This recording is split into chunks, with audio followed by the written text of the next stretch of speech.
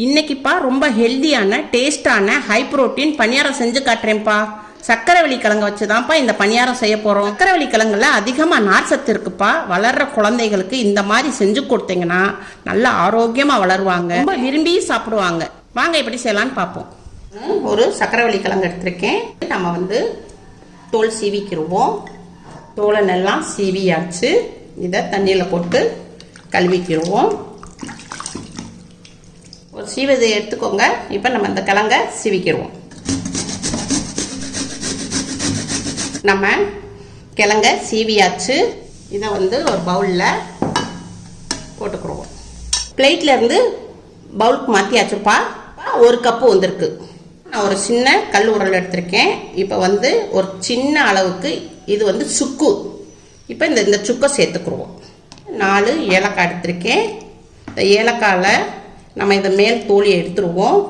தோலியை எடுத்துட்டு அது உள்ள விதைகளை மட்டும் போட்டுக்கிடுவோம். சுக்கு முழுசாக இருக்கு இல்லையா, இதை நம்ம தட்டிக்கிடுவோம். லைட்டாக சுக்கை தட்டிக்கிட்டோம். இதோட நம்ம 10 பாதாம் எடுத்திருக்கேன். இதில் போட்டுக்கிடுவோம். இதையும் லைட்டாக தட்டிக்கிடுவோம். இப்போ பாதாமையும் லைட்டாக தட்டி இருக்கோம்ப்பா.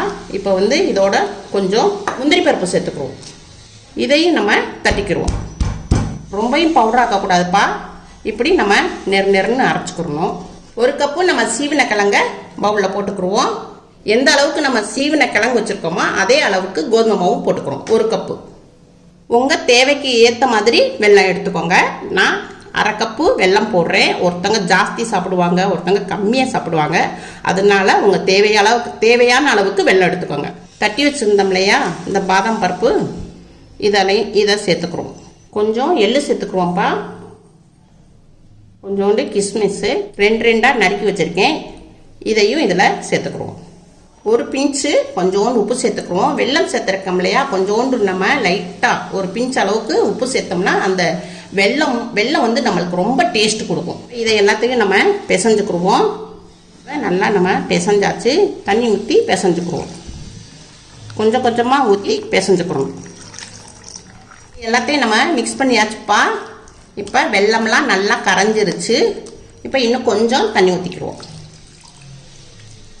தேங்காய் பூ துருவி வச்சுருக்கேன். இதையும் கொஞ்சம் சேர்த்துக்குருவோம். நம்ம பணியாரம் சாப்பிடும்போது ரொம்ப டேஸ்ட்டாக இருக்கும். எல்லாத்தையும் மிக்ஸ் பண்ணியாச்சுப்பா. இப்படி நம்ம ஒரு குண்டு கரண்டி இருக்கு இல்லையா, இப்படி இதை வச்சு நல்லா கலந்துக்குருவோம். அவ்வளோதான்ப்பா, மாவு ரெடி ஆயிடுச்சு. வாங்க உங்களுக்கு பணியாரம் ஊற்றி காமிக்கிறேன். எண்ணெய் துணியை வச்சு இப்படி தேய்ச்சிக்குருவோம். எல்லாத்துலேயும், எல்லா குழியிலையும். இதில் கொஞ்சோன்னு எள்ளு போட்டுக்குருவோம். பணியார மாவை இதில் ஊற்றிக்கிடுவோம்.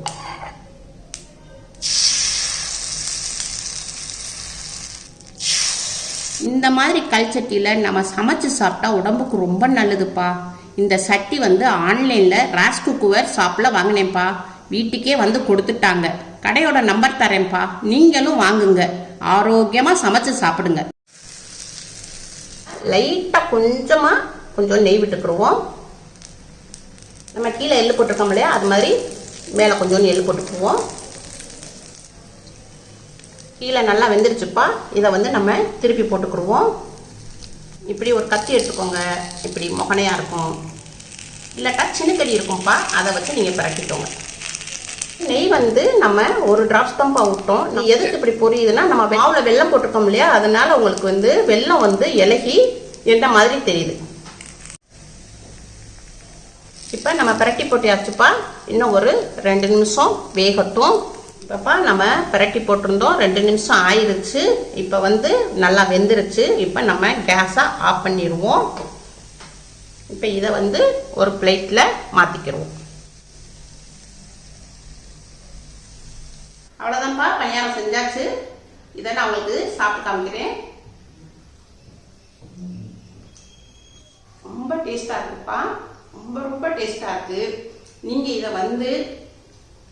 பெரியவங்க சாப்பிடலாம், பிள்ளைய சாப்பிடலாம், பேத்திக சாப்பிடலாம். பேத்திகளுக்கெல்லாம் இப்படி கொடுத்தீங்கன்னா அவங்க அப்படியே இன்னும் வேணும்னு சாப்பிடுவாங்க.